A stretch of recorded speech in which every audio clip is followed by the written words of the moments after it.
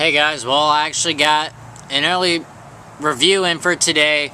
I told everyone, I'm probably going to be doing it on Sundays, but today I got it in fairly good on Saturday, and I want to talk to you about two movies that came out, Gravity and Runner Runner.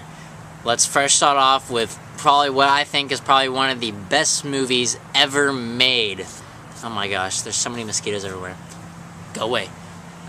Gravity, man, this movie was just absolutely amazing. And you know what? I'm just gonna give away the review. I mean, it's obviously a 10. I mean, when you say one of the best movies of the year, or one of the best movies ever made, it's just beyond belief. It's just it has to be so good, and it has to be, an absolute 10 or 9 or whatever, But this movie, man, that is a straight up 10. This movie's so good. And I will tell you why, okay? I don't want to try to spoil anything, because there's a lot to kind of spoil in this movie. But really, I'm going to try my best to kind of not spoil it, but talk about some of the effects in the movie that I really liked a lot about it.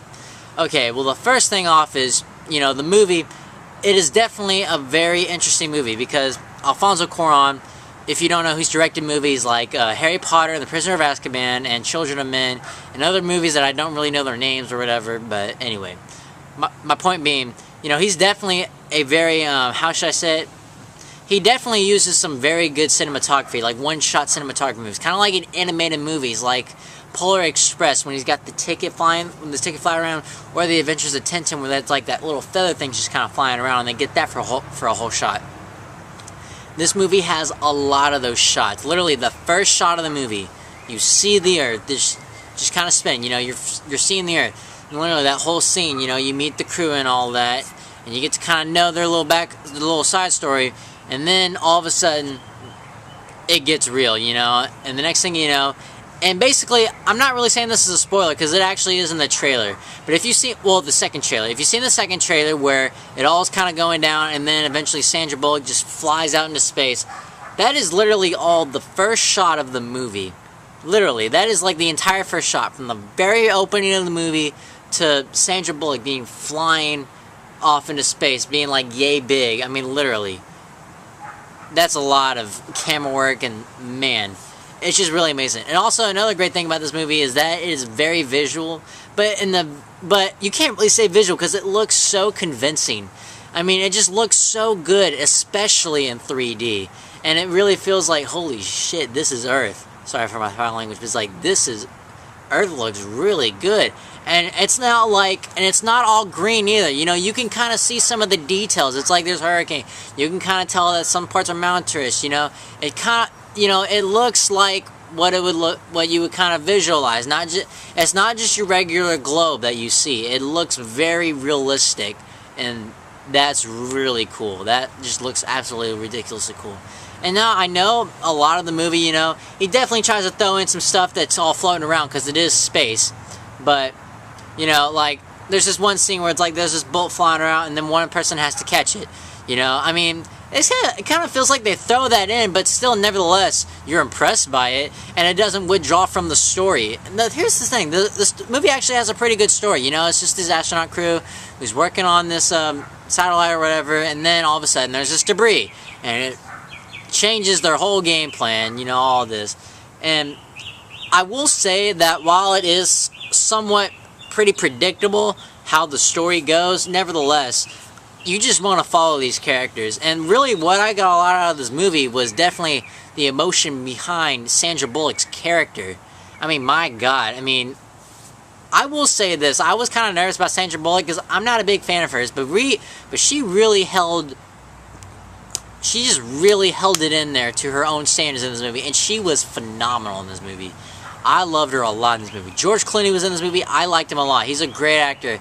He's kind of more like a comic relief type character, but at the same time, he can be kind of like a serious tone. But he's basically that character, He's been in space before. He's done this a lot. He is kind of, he's serious when he's serious. He's funny when he wants to be funny, And he's a really good blend to the story. He's a really great character. And also, definitely, the direction this movie was headed towards, it was really good. It was really entertaining. It was visually stunning. It was cinematically life-changing. This was definitely probably the most groundbreaking movie I've seen since maybe like Avatar. Maybe some people liked it. I personally loved Avatar, but definitely I loved Gravity way more than Avatar. It is such a visually spontaneous cinematic experience that I'll never probably be able to see for quite a while. It is so good. And I will say this, in a year where there are movies that kind of like just pass off, this one movie just really kind of stands the test of time. It is so good. See it for yourself. Gravity. Go check it out. I mean, like I said before, it's a 10. It is so good. It is so great. It's so well acted. You know, it is, I mean, like I said, it is kind of predictable, but man, I mean, let's face it, you are feeling like you're on a space ride, and honestly, I can let that little flaw slide, because it is just absolutely incredible, and also, it really does show the beauty and the horrors of space, you know, and it does that so well, and it paces so well. Even for a short movie, it felt like you were on there for such a long time, and it's just... Go see the movie for yourself. Just go check it out. I swear to God, it is so good. Go check it out. And another movie that came out, which is definitely kind of more back to the, you know, is Runner Runner. And Runner Runner, I mean, apparently it's just a weird movie. And let me start off saying, you know, it's this little project that Justin Timberlake comes up with, and then all of a sudden there's a falling out and someone stole it. So it goes over to Ben Affleck, wherever, and he tries to confront him, but instead Ben Affleck offers him a deal. Cheesy movie, nothing new going on, nothing very interesting as well. I can't say that I hate this movie, because I don't hate this movie. I mean, I feel like there are some good actors in this movie. Some, you know, we've seen them in other stuff. But I will say this, you know, the story is not really interesting. It's not really that good. I will say definitely definitely the script is just not that well blended together. But though I will say Ben Affleck actually held it to his own standards, and he was actually really good for a guy like him. You know, I mean, he's a great director, and we can prove, and he's proven himself that he can be a great actor also. But I think this is kind of like one of the first that, even though it's kind of like is a bad movie, so to say, he can still hold it up to his own level. This is nothing like when he did Geely, you know, or movies like that. None of the bad Affleck movies that we remember. He's actually held up to his own standard in this movie. And for that, you have to give him credit. I really liked his performance for what he was given. He was definitely the best part of the movie. I mean, I really mean it. Some critics do say it's like, we're now back to bad Affleck and all that stuff. You know, going from movies like Geely and all this stuff. He's bringing it back after being a good director. Why does he go back to movies like this? I mean, sure. I mean, yeah, sure. I mean, you're not always going to be in perfect movies. You're going to have your bad movies. You're going to have your good movies. But, I mean, let's face it. I mean, Ben Affleck is just going back up in his career. And, I mean, this movie, I don't really think it's going to affect him that much. Because, honestly, I thought he was definitely the best part of the movie. Now, Justin Timberlake, I honestly... Okay, at first I did not like him at all. I mean, just because he was like a music artist and all that, I just wasn't a big fan of his, you know? And then I saw movies like Social Network, and you realize this guy can actually act. Because The Social Network was definitely a fantastic movie, and you definitely knew, oh my gosh, this guy can actually act. I mean, he really can. I mean, he's acted good in other movies like In Time, and then other movies that I probably don't even remember of his. I mean, but like, and it's kind of passable. This one... It's not really as good as I wanted it to be, but, you know, it's like, it kind of flies through, basically. And then Anthony Mackie, also known as Papa Doc from 8 Mile, and he also started Pain and Gain recently. You know, he's kind of like the cop that's trying to, like, kind of solve this stuff, you know. And it feels like, it kind of goes back to the story, you know. It's like, oh, we got to have this in, we got to have this in. And it is also very predictable, but nevertheless, you know, I mean, you kind of have fun with it, even though it's not that good of a movie, but still, nevertheless, it just lingers and it just doesn't work.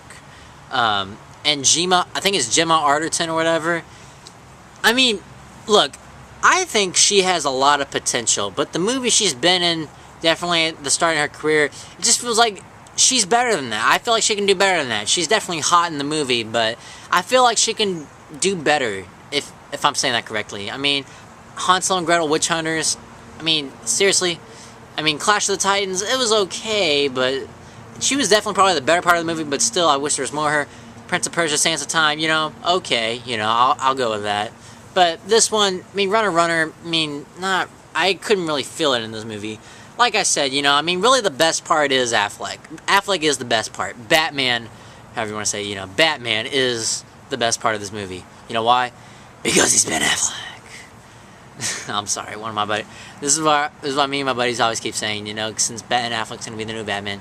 You know the story. Anyway, like I said, you know, it's an unoriginal story, kind of a crappy script, you know, not necessarily great for direction.